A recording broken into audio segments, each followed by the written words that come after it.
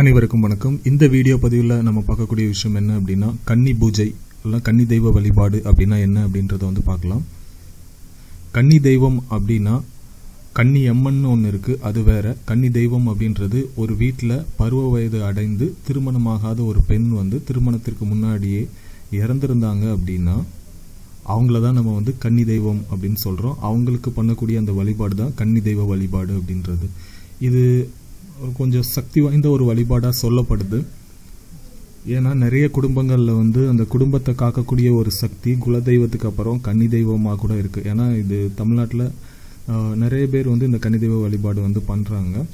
இது பண்ணுறதுக்கு என்ன பண்ணணும் அப்படின்னா, நார்மலாக அமாவாசை தினங்களில் பண்ணுறாங்க. அப்படி இல்லைன்னா தீபாவளி அன்னைக்கு கூட சிலர் பண்ணுறாங்க.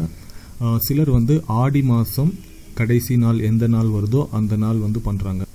இது என்ன பண்ணுறாங்க அப்படின்னா, இறந்த அந்த பெண்ணிற்காக புதுசாக ஒரு சேலை வாங்கிக்கிறது, அப்புறம் வளையல்கள் வாங்கிக்கிறது, அவங்க சுமங்கலி அப்படின்றதுனால குங்குமம் வாங்கி வைக்கிறது, இதெல்லாம் இந்த வழிபாட்டில் தேவைப்படுது. புதுசாக ஒரு சேலை வாங்கி அந்த சேலையை தண்ணீரில் முழுசாக நினச்சிட்டு அப்புறம் அந்த சேலையை பிழிஞ்சு ரெண்டாக மடித்து அதை ஒரு சோறில் சாத்தி வச்சிடுறாங்க.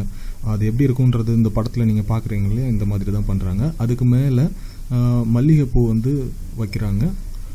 அந்த சேலை முன்னாடி வளையலும் அந்த குங்குமமும் வச்சிடுறாங்க. வச்சுட்டு இவங்களுக்கு படையலாக சர்க்கரை பொங்கல் அல்லது வடை இல்லை ரெண்டுமே சேர்ந்தும் கூட பண்ணலாம். மேக்ஸிமம் ரெண்டும் சேர்ந்து பண்ணுறது நல்லது. அது ரெண்டும் படைச்சிட்டு நம்ம சாதாரணமாக வீட்டில் எப்படி நம்ம தீபாராதனை காட்டும்போது என்ன பண்ணுவோம் அப்படின்னா, கடிகார சுற்றில் அந்த கற்பூரத்தை காட்டுவோம், இல்லை ஊதுபத்தி காட்டுறதும் கடிகார சுற்றில் காட்டுவோம். இந்த பூஜையில் நம்ம பண்ண வேண்டிய விஷயம் என்ன அப்படின்னா, அதிலிருந்து அப்படியே ரிவர்ஸில் சுற்றணும். அதான் ஆன்டி கிளாக் வைஸில் சுற்றி இந்த பூஜை பண்ணுவாங்க.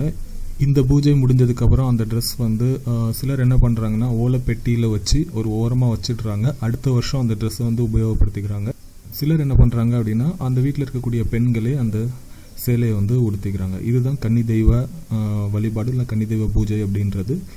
இந்த கன்னி தெய்வ வழிபாடு உங்களுக்கு இருக்கா இல்லையா அப்படின்னு தெரிஞ்சுக்கணுன்னா, மேக்சிமம் இதை ஜோதிடத்தை விட இந்த கைரேகை பார்க்குறாங்கல்ல அவங்க, அப்புறம் கோயில் குறி சொல்கிறவங்க, அப்புறம் பிரசன்னம் பார்த்து சொல்கிறவங்க, இவங்கெல்லாம் கரெக்டாக சொல்கிறாங்க உங்களுக்கு கன்னி தெய்வ வழிபாடு இருக்குது அப்படின்றத. நீங்கள் ஒரு 2-3 இடத்துல அதை கன்ஃபார்ம் பண்ணிவிட்டு அப்புறம் உங்களுக்கு இந்த கன்னி தெய்வ வழிபாடு தேவைப்பட்டுச்சு அப்படின்னா ட்ரை பண்ணி பாருங்கள். நன்றி.